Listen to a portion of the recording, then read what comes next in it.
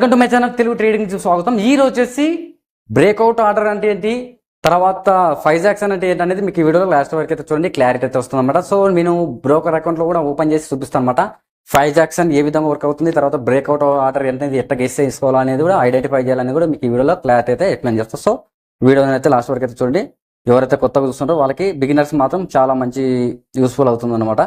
కాబట్టి మీరు వీడియోని లాస్ట్ వరకు అయితే చూడండి, స్కిప్ అయితే చేయకండి. సో ముందు వచ్చేసి టాపిక్లోకి వెళ్ళిపోదాం. సో నేను వచ్చేసి ఇప్పుడు గ్రో అప్లికేషన్ అయితే ఓపెన్ చేస్తున్నా. సో గ్రో అప్లికేషన్లో వచ్చేసి నీకు చూపిస్తాను అనమాట. నిఫ్టీలో మాత్రం మనకి మూమెంటం ఎక్కువ బ్రేక్అవుట్ ఆర్డర్లు అనేది వస్తుంది అనమాట. సో స్టాక్ పైన కూడా వస్తాయి, బట్ అంత మూమెంటం అనేది ఉండదు అనమాట. సో మనకి ఎక్కువ వచ్చేసి చాలా మందికి మనకి స్టాక్ మార్కెట్లో డబ్బులు మంచిగా రావాలంటే ఖచ్చితంగా నిఫ్టీ అయితే యూజ్ చేసుకోవచ్చు అనమాట.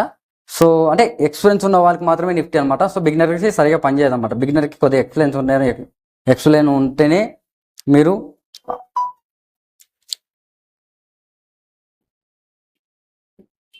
సో నిఫ్టీ అయితే ఓపెన్ చేస్తున్నా. ఓపెన్ చేయగానే ఇటు వచ్చిందనమాట. ఇది మొత్తం డిలీట్ చేస్తా, సారీ. సో నిఫ్టీ అయితే ఓపెన్ చేసినాక మనకి ఇట్లా ఈ విధంగా అయితే ఉంది. సో ఇది ఒక్క ఇండికేటర్ కూడా లేదు, చూడొచ్చు. మనకి ఇండికేటర్ లేకుండా మీకు క్లారిటీ అయితే ఎక్స్ప్లెయిన్ అయితే చేస్తాం అనమాట. సో ఎప్పుడైతే ఎంట్రీ తీసుకోవాలో ఎప్పుడు ఎంట్రీ తీసుకోకూడదు అనేది మీకు క్లారిటీ అయితే ఎక్స్ప్లెయిన్ చేస్తాం. ముందుకు చూడండి. ఎప్పుడైతే ఇది బ్రేక్అవుట్ ఆర్డర్ అంటే ఏంది, బ్రేక్అవుట్ ఆర్డర్ అంటే ఇక్కడ చూడొచ్చు. మనము ఇట్లా ఇది ఉన్నప్పుడు సైడ్ వే ఉందన్నమాట. ఈ సైడ్ వే జోన్లో మనం ఏం చేయాలంటే ఇట్లా మార్క్ వేసుకొని అయితే పెట్టుకోవాలి.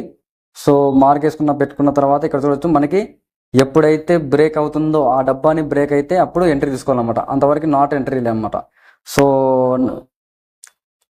దాన్నే బ్రేక్అవుట్ ఆర్డర్ అంటారు. సో ఇప్పుడైతే ఇక్కడ నుంచి మనకి ఎప్పుడైతే ఈ కిందికి బ్రేక్ అయిందో అప్పుడు ఆటోమేటిక్గా మనం పుట్ సైడ్కి అయితే ఎంట్రీ తీసుకోవాలి. సో పుట్ సైడ్కి ఎంత ఇచ్చిందనే చెప్తాం మనకి.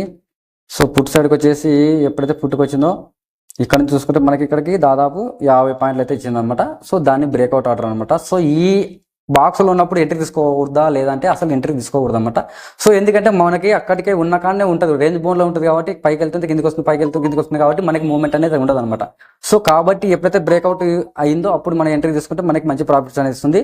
సో అంతేకాకుండా మనకి కిందికి వచ్చింది, మళ్ళీ పైకి వెళ్ళింది, మళ్ళీ కిందికి వచ్చింది, మళ్ళీ కింద ఎంట్రీ తీసుకుంటే మళ్ళీ సప్లై అండ్ డిమాండ్ జోన్ అనేది మీకు ఇంతమంది చెప్పాను అనమాట. సో అది కరెక్ట్ గెస్ చేసుకున్నాక మంచి ప్రాఫిట్స్ అనేది ఇస్తాను. ఇప్పుడు పైన ఆటోమేటిక్గా సప్లై జోన్ నుంచి రిజెక్షన్ వస్తే కిందికి ఆటోమేటిక్గా డిమాండ్ జోన్కి వెళ్ళాల్సి ఉంది. కాబట్టి మనం అంతవరకు హోల్డ్ చేసుకోవచ్చు.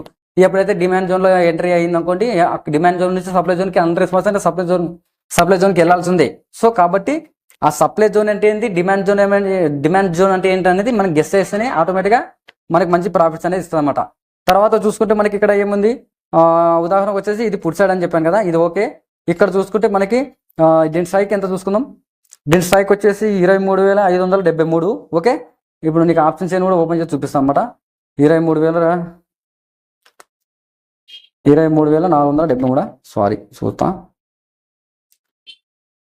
23,573. ఓకే, 23,573, 23,573 అంటే ఎస్ పుట్ సైడ్. ఇక 121 ఉందే, ఇది వేసుకోవచ్చు, ఇది తీసుకోవచ్చు అనమాట. 73 అంటే ఇక్కడ 23,550 తీసుకోవచ్చు అనమాట. 50 తీసుకోవచ్చు, 600 తీసుకోవచ్చు. సో 3 వచ్చేసి 23,550 దీన్ని తీసుకున్న తర్వాత ఇక్కడ చూడొచ్చు మనకి ఇక్కడ ఈ ప్రీమియం ఎంతవరకు ఎంత వెళ్ళిందనేది చూపిస్తాం మీకు. చూసుకుంటే మనకి ఇక్కడ కరెక్ట్గా మనం ఎంట్రీ మ్యాక్సిమం వచ్చేసి ఇక్కడ ఎంట్రీ, సారీ ఇక్కడ చూడ దీనిపైన ఇది ఉల్టా అనమాట. సో ఎప్పుడైతే ఇక్కడ ఎంట్రీ మనకి ఆపోజిట్లో మీకు ఏం చెప్తున్నా అంటే ఉల్టా చెప్తున్నా, ఓకేనా. ఎప్పుడైతే మనం ఏం చేస్తున్నాం అంటే ఆప్షన్ చార్ట్ వేరే ఉంటుంది, ఫ్యూచర్ చార్ట్ అనేది వేరే ఉంటుంది. ఫ్యూచర్ చార్ట్ అనేది నిఫ్టీ, ఆప్షన్ చార్ట్ ఎప్పుడైతే మనకి సెల్లింగ్ బయింగ్ చేయాలంటే ఆప్షన్ చార్ట్లో, కాబట్టి మీకు ఇక్కడ చూడొచ్చు ఆప్షన్ చార్ట్లో వచ్చేసి 102 నుంచి దాదాపు మనకి హైయెస్ట్ చూసుకుంటే మనకి ఎంత పోయింది, 170 వరకు అయితే పోయింది అనమాట ప్రీమియం. సో మన ఎంట్రీ ఎక్కడ, ఇది కాదనమాట. మన ఎంట్రీ ఎక్కడ, ఈడ చూడొచ్చు. ఇక్కడ తీసుకుంటే 90 ఉన్న ప్రీమియం చూసుకుంటే మనకు దాదాపు ఎంత పోయింది, 176 వరకు అయితే పోయిందనమాట. దీన్ని ఏమంటారంటే ఫైజాక్సన్ అంటారు అనమాట. ఫైజాక్సన్ వచ్చేసి ఆ విధంగా మూవ్మెంట్ ఉంటుంది. అంటే కరెక్ట్ మనకి గెస్సింగ్ చేయాలన్నమాట. ఎక్కడైతే మనకి బ్రేక్అవుట్ ఆర్డర్ వస్తుందో అప్పుడు మనం కరెక్ట్ బుక్ చేసుకున్నాం అనుకో, మనం 90 రూపాయల ప్రీమియంని 176 వరకు పెరిగిందనమాట. సో దాదాపు మనకి ఉదాహరణకు వచ్చేసి మీకు 90 ఇంటూ మైనస్ ఇంటూ 176, 86 పాయింట్లు, 86 ఇంటూ 75, 6,450 అయితే ఒకటే ఒక లాట్ అయితే ఇచ్చిందనమాట. సో కాబట్టి ఇవన్నీ మనం చూసుకుంటే మనకి బ్రేక్అవుట్ ఆర్డర్ ఏంటి, సపోర్ట్ జోన్ అంటే ఏంటి, తర్వాత వచ్చేసి 5 జాక్సన్ అంటే ఏంటి అనేది మీకు క్లారిటీగా ఎప్పుడైతే అయితే చెప్తాను అనమాట. సో 5 జాక్సన్ అంటే ఈ విధంగా ఉంటుంది అనమాట. 5 జాక్సన్ ఈ విధంగా మనం కరెక్ట్ గెస్ చేసుకున్నాకో ఎప్పుడైతే బిగ్ మూవ్మెంట్ వస్తుందో అప్పుడు 5 జాక్సన్ అన్నమాట ఆటోమేటిక్గా వెళ్ళిపోతుంది. 20 రూపాయలు ఉన్న ప్రీమియం కూడా 100 రూపాయలు కూడా కావచ్చు. ఎందుకంటే అంత అంత బయ్యింగ్ కావచ్చు, అంత సెల్లింగ్ కావచ్చు. అంత పెద్ద మూవ్ వచ్చినప్పుడు ఆటోమేటిక్గా మనకి ఈ 5 జాక్సన్ అనేది కూడా పెరుగుతుంటుంది అనమాట. సో కాబట్టి దాన్ని కరెక్ట్ గెస్ చేసుకుంటే మనకి మంచి ప్రాఫిట్స్ అనేది ఇస్తుంది. సో ఉదాహరణకు వచ్చేసి ఇక్కడ చూడొచ్చు, మనకి బయ్యింగ్ చూసుకుంటే మనకి ఇక్కడ ఆటోమేటిక్గా ఉదాహరణ వచ్చేసి 23,413. ఓకేనా, 23,413 నుంచి ఎక్కడికి వెళ్ళింది, 23,600 వరకు అయింది. సో ఒకసారి మళ్ళీ కౌంటింగ్ చేద్దాం. 23,417. ఓకే, 23,417, 23,400. రైట్, ఇక్కడ చూడొచ్చు 23,400 తీసుకోవచ్చు, లేదా 23,500 అని తీసుకోవచ్చు. ఇది బయ్యింగ్ కదా, సారీ బయ్యింగ్ అంటే ఇక్కడ ఆటోమేటిక్ ఇక్కడ చూడొచ్చు 140 ఉండేది దాన్ని తీసుకోవచ్చు. సెల్లింగ్ అంటే ఇక్కడికి. సో ఈ ప్రీమియం చూద్దాం. ఓకే, ఈ ప్రీమియం ఎక్కడ ఉంది, ఎస్ ఇక్కడ చూడొచ్చు, ఇక్కడ చూడొచ్చు 168.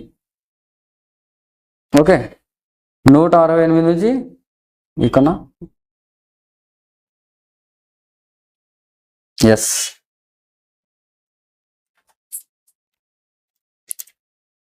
ఇక్కడ చూడొచ్చు మనకి 169 నుంచి డైరెక్ట్గా ఎంత పోయింది, డైరెక్ట్గా వెళ్ళిపోయింది, నాన్ స్టాప్కి వెళ్ళిపోయింది, 262 పాయింట్లకు వెళ్ళిపోయింది అనమాట. సో దీన్ని బ్రేక్అవుట్ ఆర్డర్ అంటారు.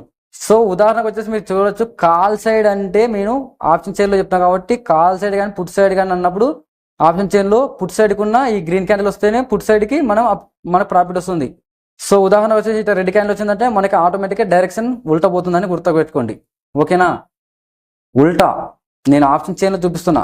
ఫ్యూచర్ చార్ట్లో ఏముంటుందంటే గ్రీన్ వస్తే పైకి, రెడ్ వస్తే కిందికి అని స్వాట్ చార్ట్ ఉంటుంది అనమాట. స్వాట్ చార్ట్ అన్న మీకు ఫ్యూచర్లో అన్న సేమ్ ఉంటుంది. సో ఆప్షన్లో వేరే ఉంటుంది అనమాట. ఆప్షన్లో ఎట్లా ఉందంటే మనకి ఎప్పుడైతే ఇట్లా గ్రీన్ క్యాండిల్ వేసిందంటేనే మనకి ప్రాఫిట్ వస్తుంది, రెడ్ క్యాండిల్ వేసిందంటే మనకి ఆపోజిట్ పోతుందని లెక్క చూడండి. ఓకేనా, అది.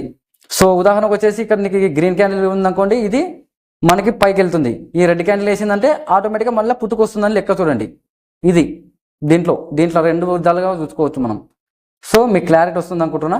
సో ఈ విధంగా మనం ఐడెంటిఫై చేసుకోవచ్చు. సెన్సెక్స్ కావచ్చు, బ్యాంక్ నిఫ్టీ కావచ్చు, ఏదైనా మనం ఖచ్చితంగా సైడ్ వేజ్ జోన్ అయితే ఉంటుంది. సైడ్ వేజ్ జోన్ ఉన్నప్పుడు మనం ఎంట్రీ తీసుకోకూడదు అన్నమాట. ఇక్కడ చూడొచ్చు ఆటోమేటిక్గా ఇక్కడ కూడా సేమ్ సైడ్ వేజ్ జోన్ ఉంది.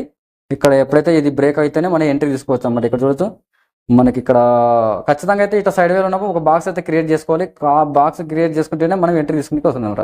సో ఇక్కడ చూడొచ్చు మనకి అక్కడ బాక్స్ ఉంది కదా, బాక్స్ నుంచి ఎప్పుడైతే మూమెంటం వస్తేనే ఎంట్రీ అనమాట. ఇక్కడ చూడొచ్చు మనకి ఎప్పుడైతే మూవ్మెంట్ వచ్చిందో ఇక్కడ నుంచి ఎంట్రీ అనమాట. ఇక్కడ నుంచి చూసుకుంటే మనకి కిందికి ఫాల్ దాదాపు 350 నుంచి 360 పాయింట్లు అయితే ఇచ్చిందనమాట. అక్కడ నుంచి మళ్ళీ ఏమైంది, రివర్స్ అయింది. అక్కడ నుంచి మళ్ళీ రివర్స్ అయింది, ఎందుకంటే ఇక్కడ మనకి స్ట్రాంగ్ సపోర్ట్ అయితే ఉందన్నమాట.